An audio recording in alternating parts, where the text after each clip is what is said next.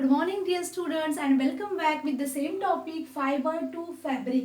So in my previous video lecture we have discussed a lot related to this fiber and fabric.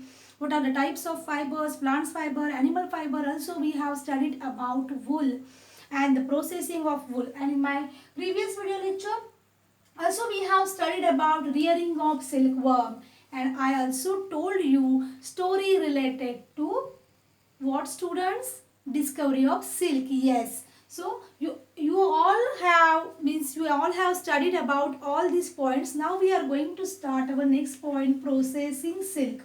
So what is mean by processing silk? First tell me what is mean by rearing of silk? Yes, rearing of silk means what? It is just taking care, feeding that silkworms, because ultimately you will get silk from that silkworms. That's why rearing means nothing but just that caring and taking caring of that silkworms. So next point is processing silk. Then what is mean by processing silk? In this processing silk we are going to study about how we get that silk from which our sari, our dress are made from that cocoon.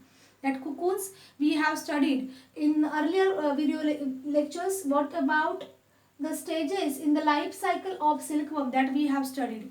So processing of silk is nothing but conversion of that fiber to fabric.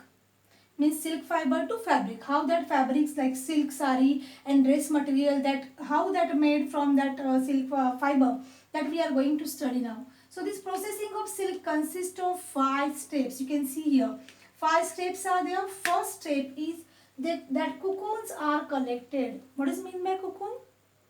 What happens? First what happens? Silk moth it just lays hundreds of eggs. Then after hatching that eggs, then caterpillar form, and that caterpillar continuously eats mulberry leaves day and night continuously. That caterpillar is just eating that mulberry leaves for 25 to 30 days. After that, during this process, that caterpillar just spin some fiber around itself, and that stage is called cocoon. Means silkworm is there inside cocoon. All these cocoons are just collected inside that cocoons. Silkworms are alive. Students, remember this thing. When these cocoons are collected, silkworms are there inside that cocoon. That stage is called pupa stage, and they are inside that cocoons and they are alive. Then what is second stage? Second stage is all these cocoons are boiled. Either all cocoons are boiled or they just kept in sun. Then what will happen? Silkworm which is inside the cocoon, it will die. And third stage is reeling of silk. Reeling of silk means what? Then from these cocoons, from that outer fiber is nothing but it is made up of proteins, and we have studied about this. When this fiber just exposed to air, when this come in contact with air, that spins just hardens and it just forms silk threads. So reeling means what? Obtaining silk fiber from that cocoons. Then fourth step is spinning. Then what is meant by spinning? Spinning is conversion of these fibers into yarn. Yarn means what? Yarn means nothing but threads from which we get that fabric. Okay. So this silk fiber spun into threads means yarn, and it is done either manually or it is done in factories also. So these are the 4 steps. All cocoons are collected, and this silkworms are inside that cocoon, and then they are alive. Then what will do? These cocoons are either boiled or kept in sun. Then in the silkworms which are present into that cocoons get killed. Means we just kill that for getting that silk.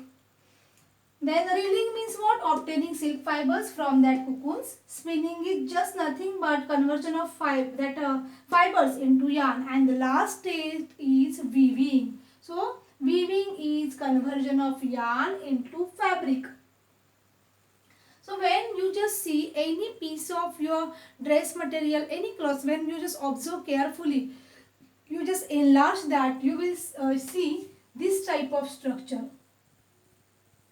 These 2 sets of yarns, 2 sets of threads, they are arranged in such a way that they are perpendicular to each other. Just observe this.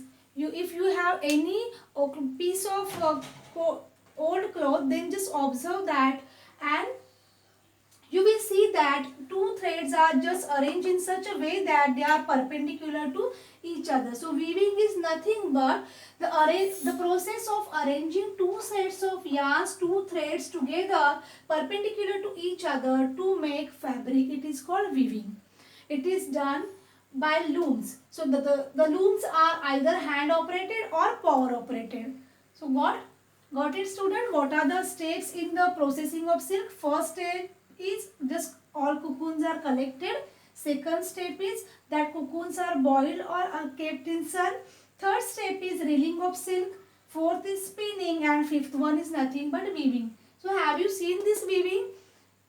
In our town also many handlooms are there where these yarns are arranged in such a way that they are perpendicular to each other. So these looms are either hand operated or power operated. So this is the processing of silk. One more thing I want to tell you, as there are occupational hazards related to woolen industries. In sericulture also, in this processing silk also, in this industry also, some occupational hazards are there like skin infections, scabies, or some respiratory diseases, because when these cocoons are boiled, that vapors which comes from that boiling water, that people who are working there, they just inhale that vapors, and because of that they are suffering from many respiratory disorders. So these are the occupational hazards related to silk industry. One more thing I want to tell you that, which is very interesting. When we just boil that one cocoon, you know students, we get continuous raw silk thread of length ranging from 1000 to 3000 feet. It's amazing. Am I right? So this is interesting thing related to cocoons. One cocoon gives us about 1000 to 3000 feet silk thread, raw silk thread. So all these points are related to processing of silk. I hope you got all points related to processing silk. If you have any doubt, you can ask me. Thank you.